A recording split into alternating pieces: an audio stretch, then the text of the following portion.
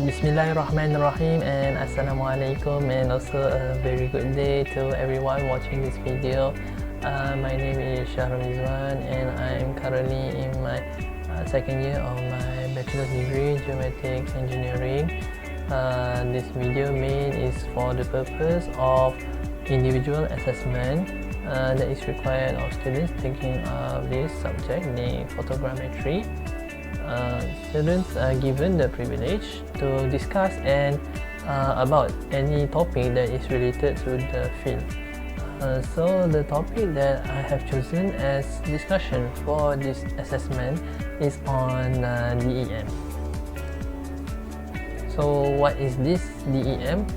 Some kind of trading company, relative term to some band in the music video. You have to know that the digital elevation model, or DEM, is actually a 3D computer graphic representation of a terrain surface.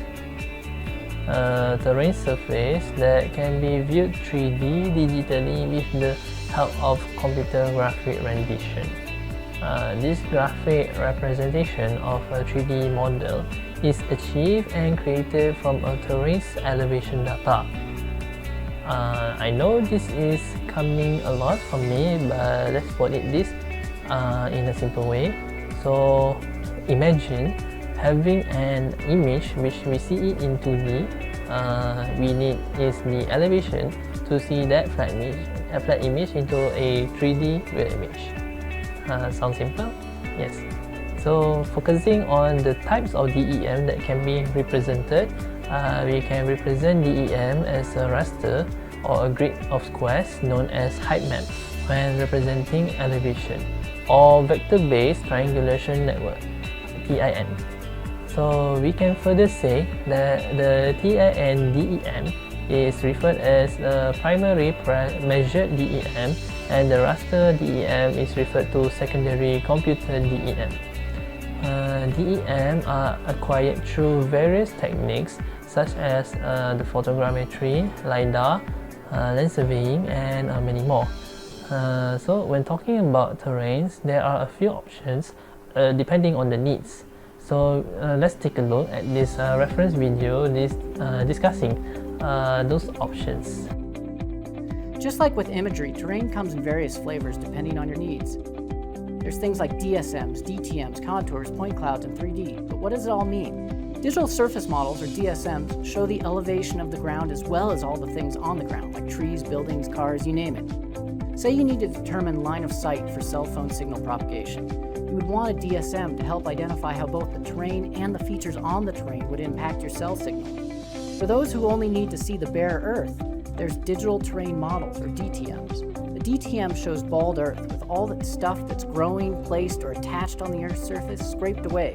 If you need to understand the extent of flooding, or maybe calculate the amount of dirt that needs to be moved for building something, you need a DTM. Contours represent terrain with lines of the same elevation value.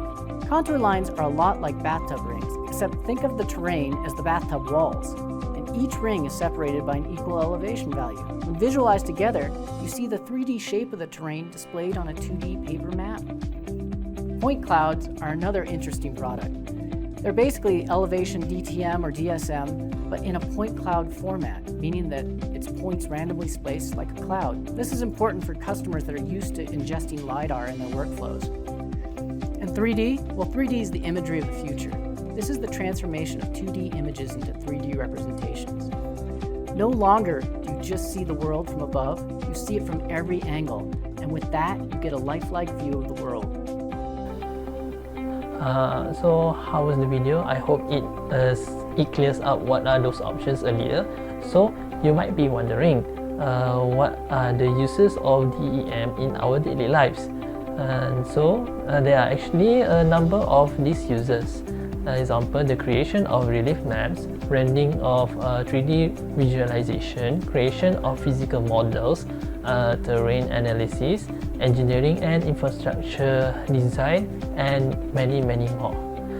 So I have come to an end of this discussion, and I hope this video proves as a purpose of learning, sharing information and knowledge on DEM. That's all from me. Thank you.